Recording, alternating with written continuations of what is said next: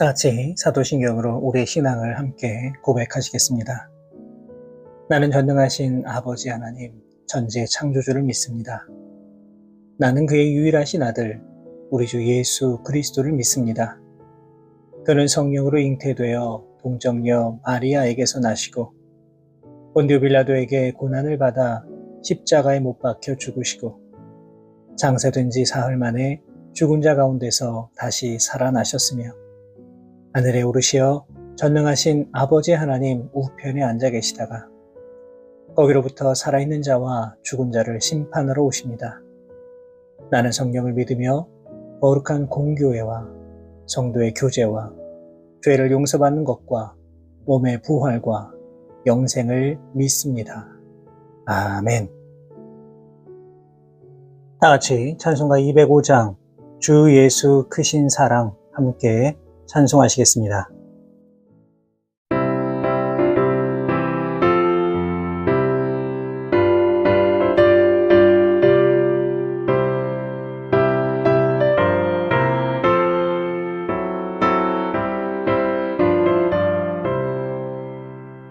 주 예수 크신 사랑 늘 말해주시오.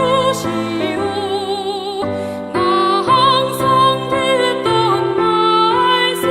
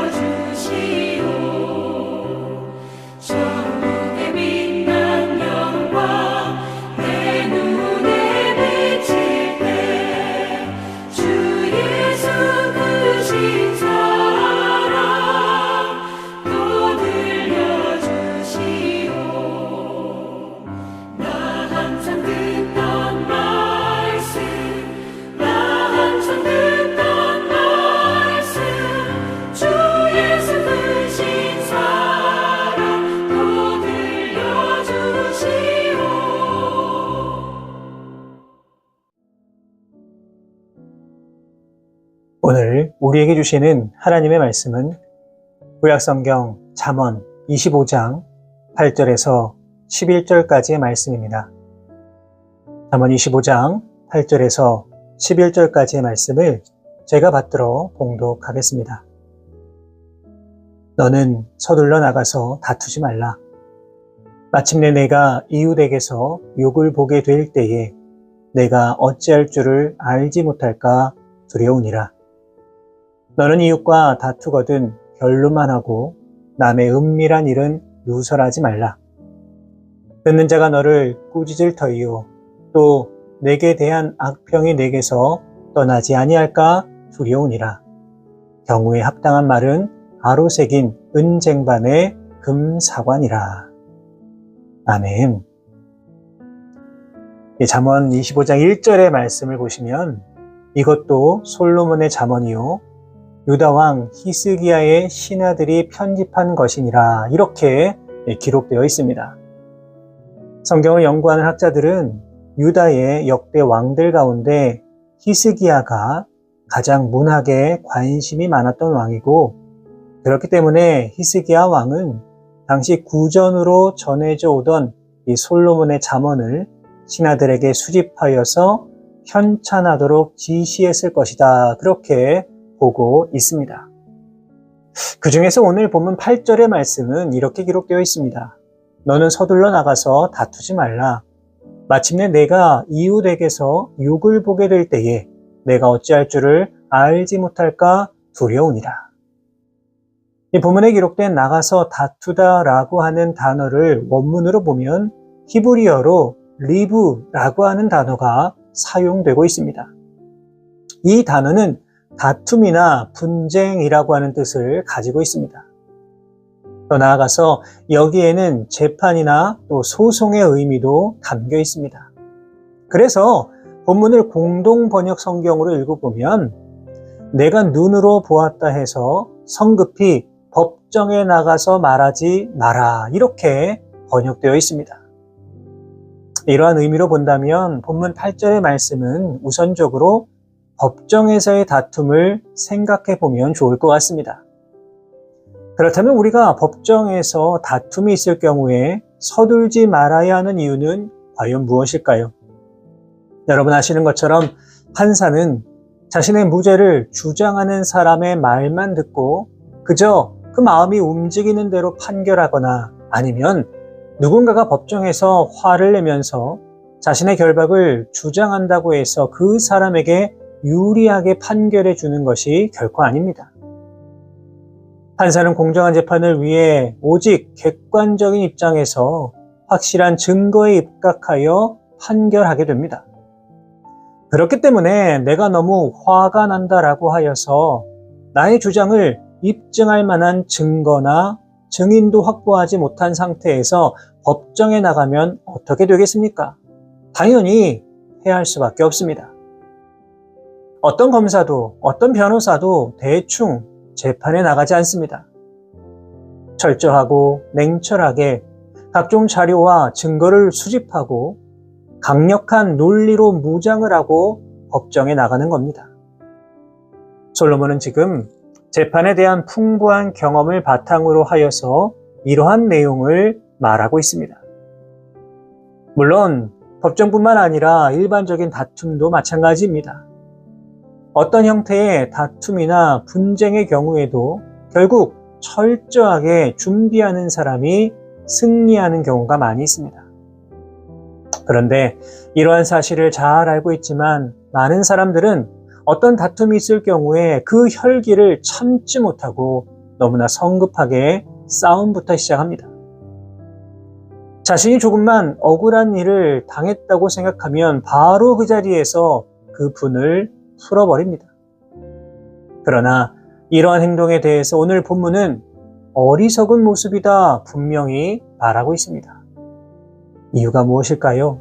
그것은 오히려 더 큰 낭패를 볼 수도 있기 때문입니다. 그렇기 때문에 이러한 순간일수록 우리는 앞, 뒤, 전, 후, 좌우를 다시 한번 살펴보고 깊이 생각하고 철저하게 준비하는 노력을 해야만 합니다. 요한복음 8장의 말씀을 보시면 서기관과 바리새인이 간음하다가 현장에서 잡힌 한 여인을 예수님 앞에 데리고 나오는 장면이 나옵니다. 아마도 서기관과 바리새인들은 이 상황을 통해서 예수님의 약점을 잡고 싶어 했을 것 같습니다. 그런데 상황적으로 본다면 이 여인에 대한 당시의 판결은 너무나 분명했습니다. 율법으로 본다면 간음한 이 여인은 당연히 돌에 맞아 죽어야 했습니다. 그러나 예수님은 이러한 상황에서 곧바로 저 여인을 돌로 쳐라 그렇게 말씀하신 것이 아닙니다. 이 상황 속에서 예수님이 보여주신 행동이 무엇이었습니까? 요한복음 8장 6절의 말씀을 보시면 예수께서 몸을 굽히사 손가락으로 땅에 쓰시니라고 기록되어 있습니다. 예수님은 이러한 상황 가운데서 서둘러서 말씀하신 것이 아니라 침묵을 지키셨고 사람들의 흥분이 조금 가라앉았을 때에 이들을 향해 너희 중에 죄 없는 자가 먼저 돌로 쳐라 말씀하셨습니다. 결국 흥분해서 모여든 사람들은 돌을 버리고 하나 둘 그 자리를 떠나게 되었고 긴박했던 이 상황은 그 어떤 다툼이나 분쟁도 없이 마무리되었습니다. 오늘 이 시간 우리는 과연 분쟁과 다툼의 현장에서 어떤 모습을 보이고 있는지 돌아볼 수 있기를 바랍니다. 우리는 이러한 상황 앞에서 먼저 하나님 앞에 기도해야만 합니다. 성령 하나님께서 주시는 그 지혜를 간구해야만 합니다. 우리의 연약함으로 인하여서 하나님의 영광을 가리는 것이 아니라 다툼과 분쟁의 현장에서도 하나님의 뜻을 구하면서 하나님의 영광을 드러내실 수 있는 우리 모든 성도 여러분 되시기를 주님의 이름으로 부탁을 드립니다. 본문 11절의 말씀을 보시면 경우에 합당한 말은 바로 새긴 은쟁반의 금사관이라 기록되어 있습니다. 여기서 말하는 이 아로 새긴 은쟁반과 금사과가 무엇인지에 대해서는 여전히 학자들에 따라서 다양한 견해가 있습니다. 예를 들면 아름답게 술을 놓은 것을 뜻한다는 의견도 있고 사과가 아니라 살구를 표현한 것이라는 그런 의견도 있습니다. 그저 단순하게 아름다운 보석을 뜻하는 것이다 라고 하는 견해도 있습니다. 그런데 어찌되었건 은과 금은 그 가치만 놓고 본다면 지금도 여전히 높은 가치를 지니고 있습니다. 그렇기 때문에 실제로 은쟁반을 만들었고 금사과를 만들었다면 그 자체로 굉장히 아름다울 뿐만 아니라 그 가치 또한 엄청날 것이라고 생각이 됩니다. 때문에 어떠한 견해를 가지고 본문을 해석하더라도 결국 본문의 말씀은 경우에 합당한 말 한마디가 이처럼 아름답고 귀한 것이다 라고 하는 사실을 표현한 말씀이라고 할 수가 있습니다. 여러분 그런데요, 한번 생각해 보면 우리가 이 경우에 합당한 말을 한다는 것이 결코 쉽지가 않습니다. 그냥 하고 싶다고 그런 말을 할 수 있는 것이 아닙니다. 우리의 모습이 그렇지 않습니까? 나름대로 누군가를 위로한다고 건넨 말인데 그 말이 오히려 상대방에게 큰 상처가 되는 경우도 있습니다. 때로는 순간적으로 튀어나온 말이 때와 상황에 맞지 않아서 이 문제가 더 커지는 경우도 얼마나 많이 있는지 모릅니다. 결국 우리가 경우에 합당한 말을 하기 위해서는 우리의 삶 속에서 부단한 노력을 해야 하고 더 나아가서 오직 하나님이 주시는 그 지혜를 간구해야만 합니다. 성경에는 이렇게 경우에 합당한 말을 통해 생명을 구한 좋은 예가 기록되어 있습니다. 바로 아비가일의 모습이 그러했습니다. 아비가일은 총명하였지만 그의 남편 나발은 완고하고 행실이 악한 자였습니다. 당시 다윗은 갈멜이라고 하는 곳에서 망명 생활을 하고 있었고 근처에서 양과 염소를 돌보고 있었던 나발의 목자들과 그의 가축들을 보호해 주었습니다. 그러던 어느 날 나발이 소유하고 있던 양들의 털을 깎는 날이 되었습니다. 당시 이 유목민들에게는 이 날이 큰 수입이 생기는 날이라 함께 모여서 많은 음식을 만들고 나누어 먹었다고 합니다. 그래서 다윗은 나발에게 사람을 보내어서 우리에게도 음식을 나누어 달라 요청하게 됩니다. 여러분, 그런데 이 말을 들은 이 나발의 대답이 무엇이었을까요? 사무엘상 25장 10절을 보시면 나발이 다윗의 사환들에게 대답하여 이르되 다윗은 누구며 이새의 아들은 누구냐라고 말합니다. 그러니까 나발은 한마디로 다윗을 무시해버렸습니다. 다윗의 요구를 단칼에 거절했습니다. 여러분, 이 얼마나 경우에 합당하지 않은 말입니까?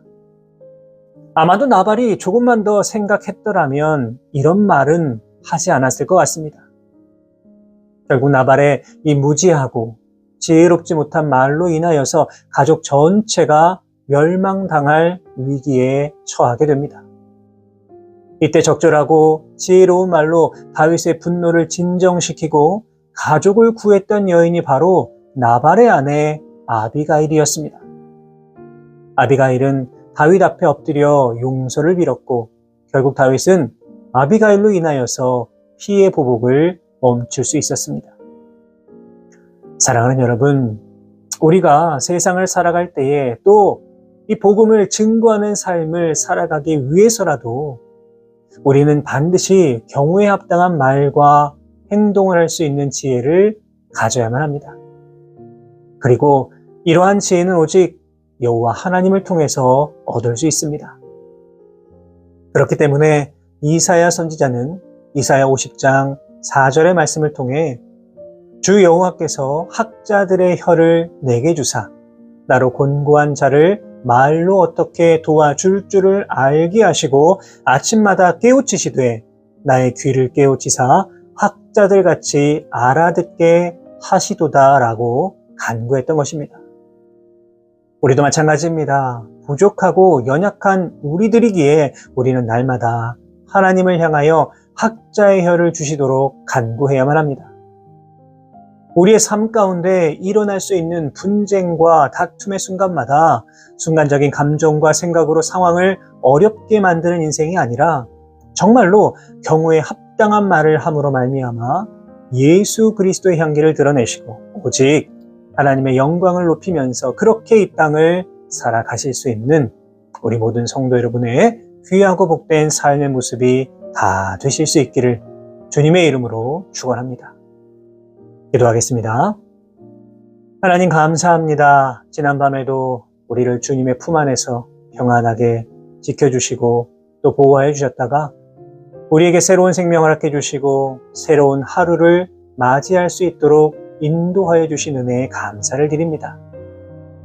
우리에게 허락하신 모든 것들이 오직 하나님의 은혜임을 오늘도 기억하며 이 땅을 살아가게 하시고 우리의 삶의 자리에서 오직 주의 영광이요 기쁨이 되기 위해 최선을 다해 노력하며 살아갈 수 있는 우리 모두가 되게 하여 주옵소서. 사랑의 하나님, 이 시간 경우에 합당한 말을 할 수 있는 것이 얼마나 귀한 은혜인가 다시금 깨닫게 하여 주심에 감사를 드립니다. 우리가 부족하고 연약하여서 다툼과 분쟁의 자리에서 때로는 경우에 합당하지 못한 말로 상황을 어렵게 만들고 서로에게 상처를 주는 경우가 얼마나 많이 있었는지 모릅니다. 바라고 원하오니 우리에게 지혜를 더해 주시고 학자의 혀를 허락하여 주셔서 상황에 적절한 말, 경우에 합당한 말을 함으로 말미암아 이를 통하여서 예수 그리스도의 향기를 드러내고 또 하나님께 영광 올려드리며 살아갈 수 있는 우리 모두가 되게 하여 주옵소서. 오늘 하루도 우리와 온전히 동행하여 주실 것을 믿사오며 거룩하신 예수 그리스도의 이름으로 기도하옵나이다. 아멘.